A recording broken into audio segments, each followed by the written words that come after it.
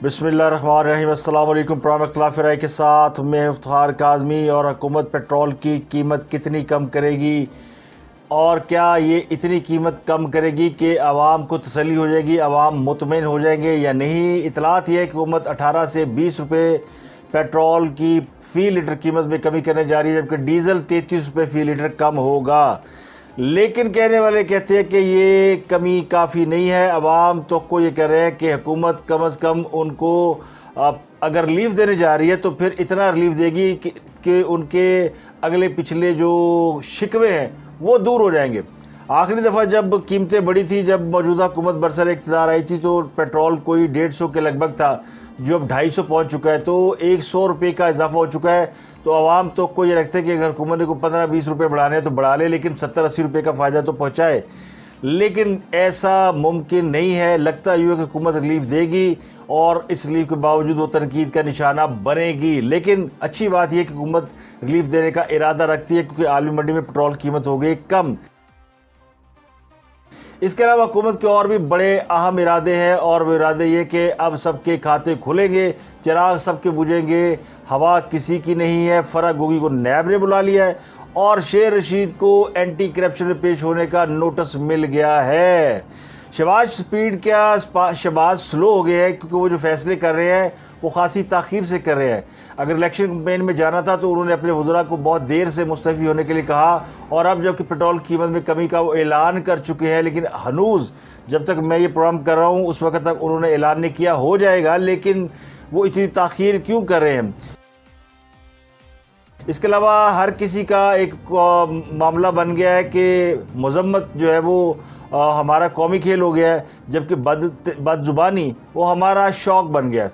अब राणा साहब ने बदतहज़ीबी के ख़िलाफ़ एक चार्टर, एक प्लान जारी किया, तो उसके ऊपर तहरीक इंसाफ में बड़ा शोर मचा हुआ है कि मुल्क का वज़ीर कानून या वज़ीर दाखिला इस किस्म की बात क्यों कर रहा है, और ये कौन सा ऐसा कानून है जो कि सिर्फ मुखालफिन पर लागू हो रहा है। तो बदतहज़ीबी एक जुर्म है, लेकिन इस पर कानून क्यों नहीं बनता और इस पर लोगों को सिर्फ ज़ुबानी जमा खर्च क्यों करना पड़ता है, ये बड़ी अहम बात है। इसके अलावा खान साहब मुसलसल तनकीद का निशाना बना रहे हैं हुकूमत को, और जलसे कर रहे हैं। झंग में उन्होंने जलसा किया और मरीम नवाज़ लिया में जलसा कर रही हैं। तो अब ये जलसा, इन जलसों के बारे में भी आपसे बात करेंगे। लेकिन 13 जुलाई की एक डेट जो मैंने व्लॉग में बताई थी कि ये वो दिन था जब नवाज शरीफ अपनी अहलिया को बिस्तरे मर्ग पर छोड़कर बेटी का हाथ थामे हुए मुल्क वापस आए थे, और यहाँ पर उनके इस्तकबाल के लिए अवाम की बड़ी तादाद मौजूद थी, और उनको एयरपोर्ट लेने के लिए अवाम की बड़ी तादाद निकली हुई थी। लेकिन वो जुलूस माल रोड पर ही रह गया और नवाज शरीफ उनकी बेटी को गिरफ़्तार करके जेल भेज दिया गया। एक बड़ा अहम वाक़या है। इस वाक़े की इससे बहुत सी यादें जुड़ी हैं और बहुत सी याददाश्तें हैं। ये वाक़या मुस्लिम लीग नून के अंदर भी कई सवालात को उस वक्त जन्म दे रहा था कि क्यों उस वक्त जो मुस्लिम लीग नून की क़यादत थी वो नवाज शरीफ को लेने एयरपोर्ट नहीं पहुंची। अगर उस वक्त ये मुस्लिम लीग नून के लोग एयरपोर्ट पे पहुंच जाते तो नवाज शरीफ शायद जेल ना जाते, क्योंकि अवाम की एक जम्मे गफीर, एक हजूम था जो कि लाहौर के माल रोड पर मौजूद था। ठोकर नियाज बेग से लेके लाहौर के माल रोड तक और एयरपोर्ट तक अवाम की बड़ी तादाद मौजूद थी, लेकिन वो नवाज शरीफ को लेने के लिए नहीं जा सके। और आज वो अहम दिन था, और इस पर मुस्लिम लीग नून इस तरह खामोश है कि जिस तरह महंगाई पर हुकूमत खामोश है।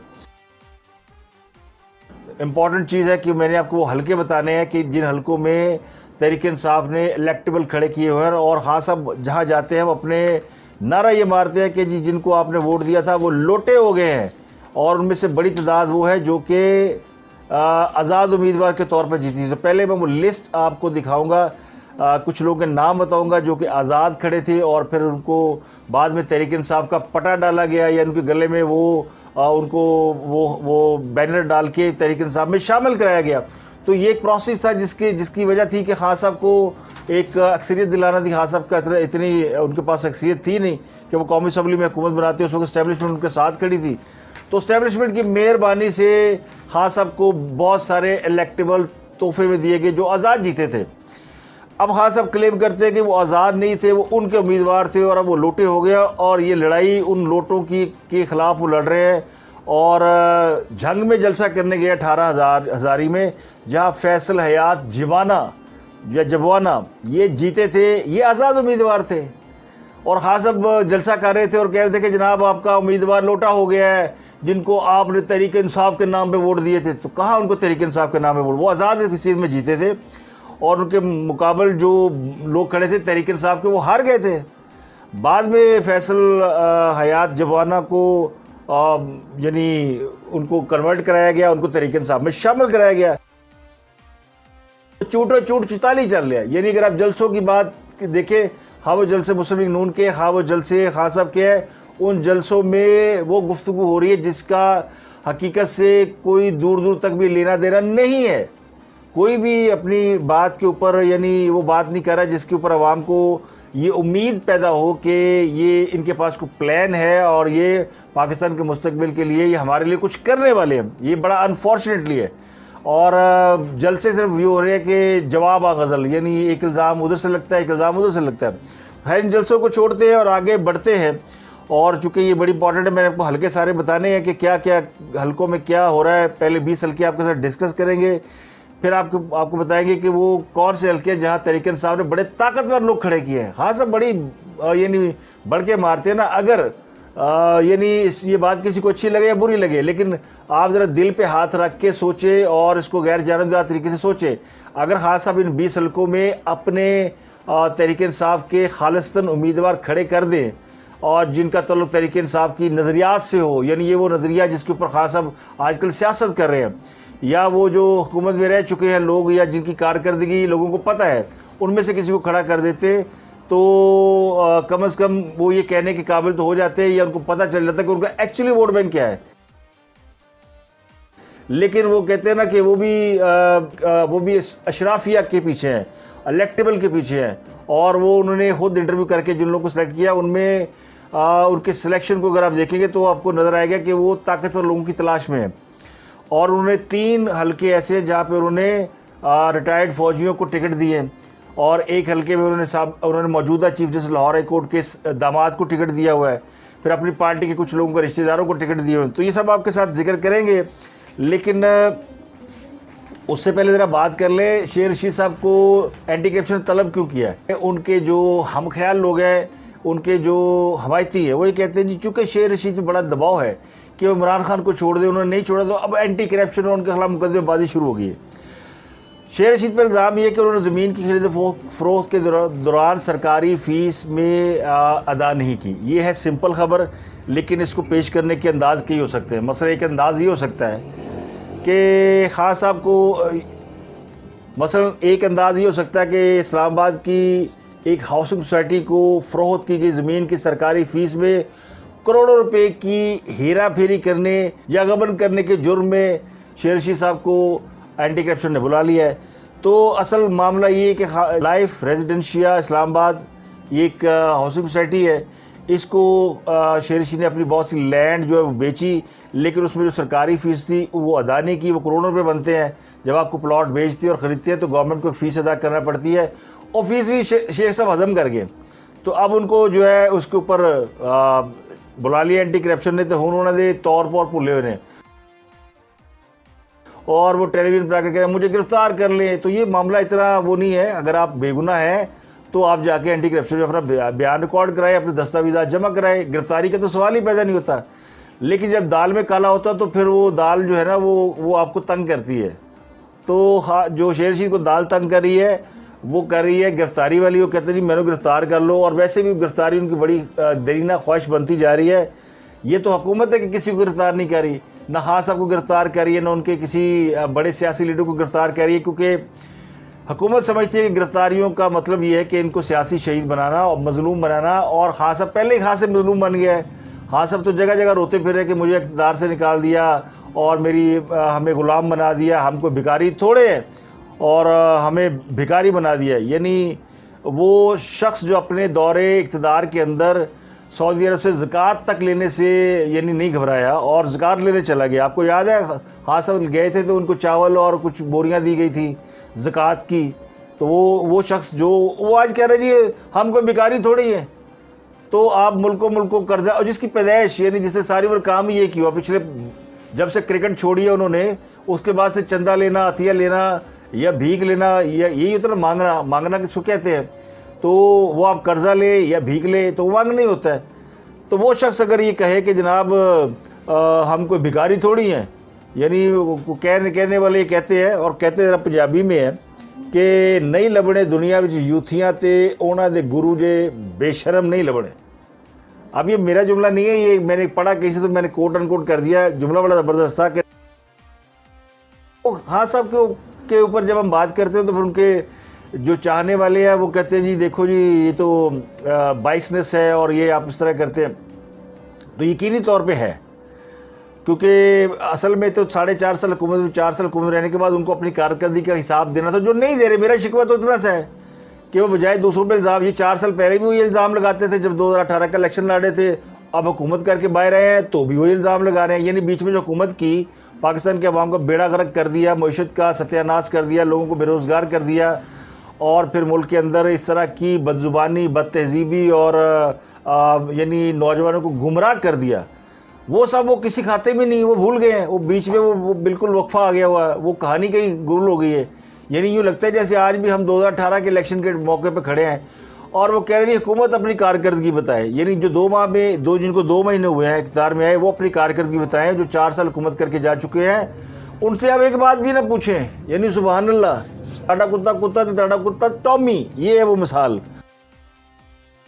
जो खुद ज़कात और कर्ज़ा लेने में सबसे ज़्यादा कर्ज़ा लिया खान साहब ने, वो बड़े फ़ख्र से आके कहा था।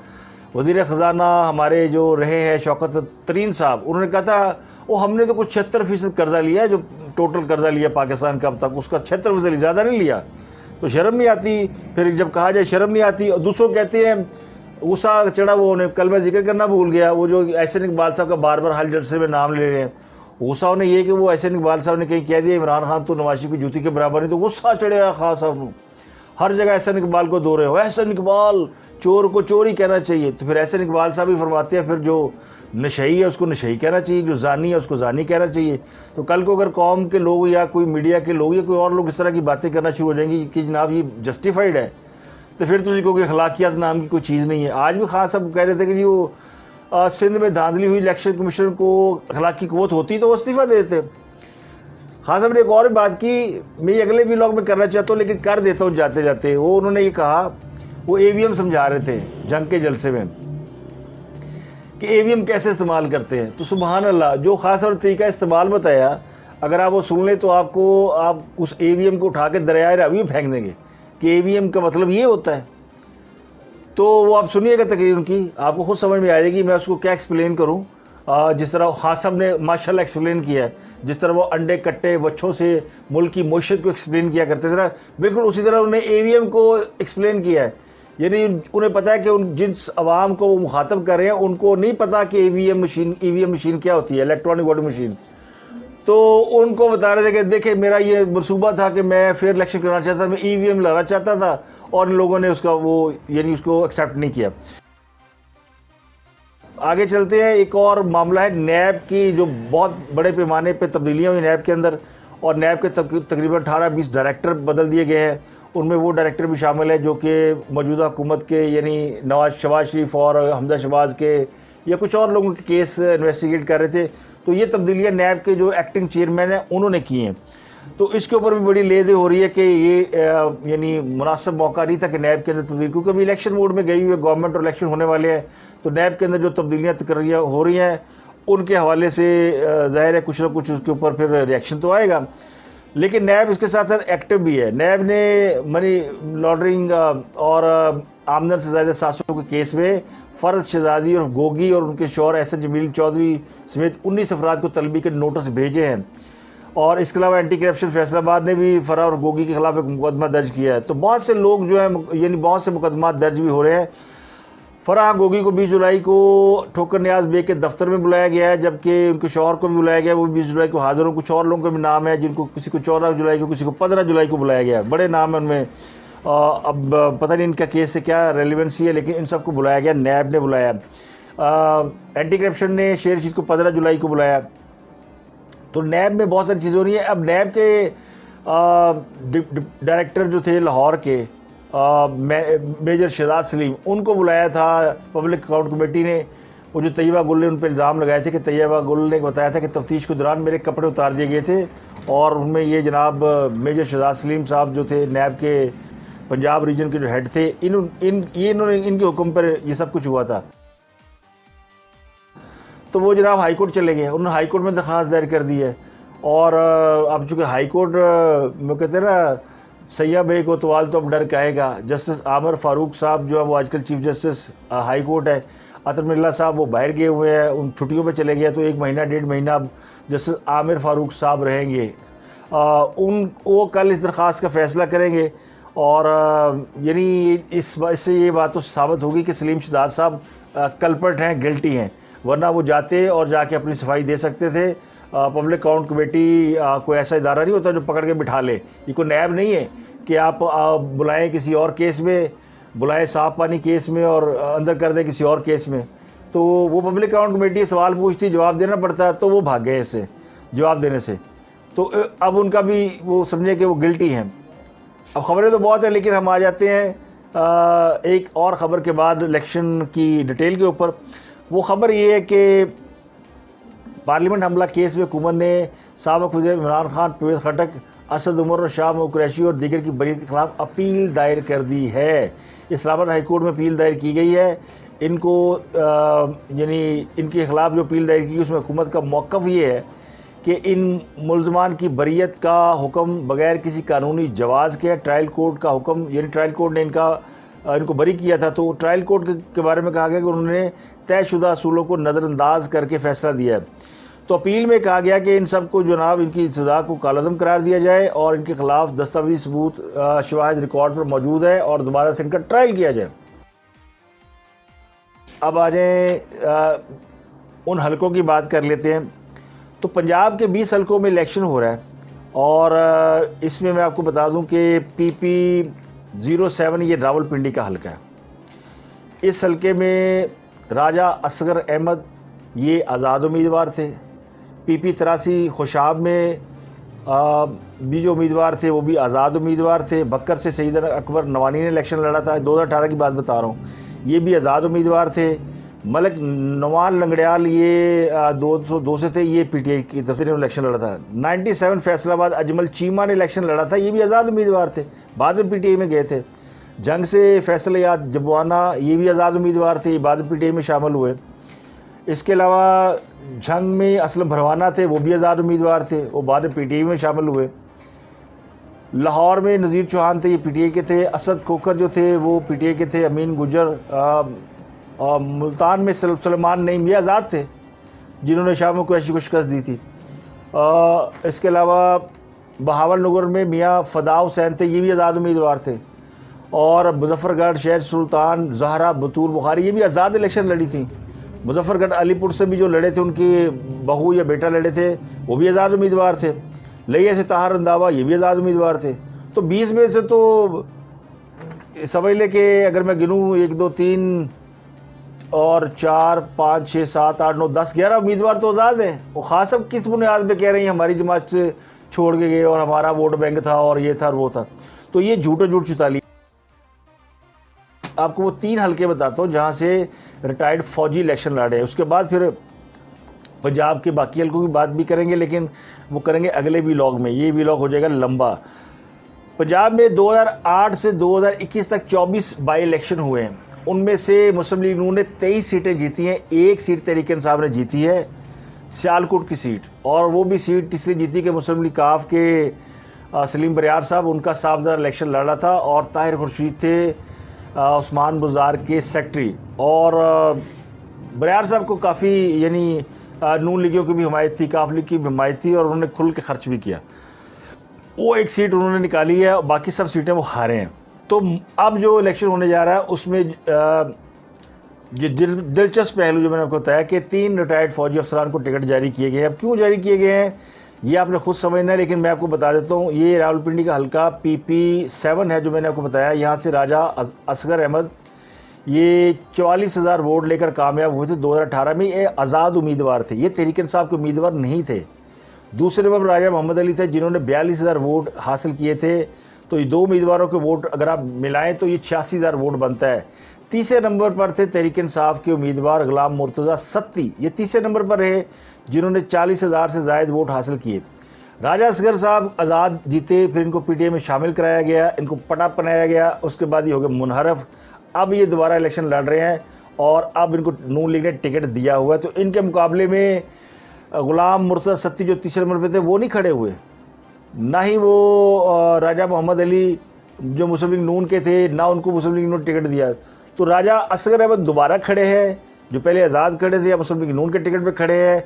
उनके मुकाबले में उतारा गया कर्नल रिटायर्ड शब्बीर अवान साहब को। और उनकी इलेक्शन मुहिम कौन चला रहा है? साबिक डीजी ISI जनाब ज़हीरुल इस्लाम साहब वो चला रहे हैं, वो उसी वक्त मंजर आम पर है, वो कर्नल रिटायर्ड शब्बीर अवान की कंपेन कर रहे हैं। तो यहाँ से चूँकि ये हल्का जो है कोहटा, कलर सईदा और रावलपिंडी के मज़ाफ़ाती इलाकों पर मुश्तमिल है, जहाँ पर कुछ मिलिट्री फैमिलीज़ भी हैं। इन हलकों में नून लीग के हनीफ अब्बासी, शाहिद खान अब्बासी, PPP के राजा परवेज़ अशरफ और तहरीक इंसाफ के सदाकत अब्बासी और चौधरी निसार, उनका असर और रसूख है। तो ये इस हल्के में अब लड़ रहे हैं, यानी ये टिकट दिया खान साहब ने रिटायर्ड अस्करी यूथिए को। हल्का इसके अलावा साहिवाल का हल्का 202, यहाँ तहरीक इंसाफ के मुनहरफ साहब के रुकने असम्बली नुमान लंगड़ियाल साहब अब नून लीग के टिकट पर इलेक्शन लड़ रहे हैं।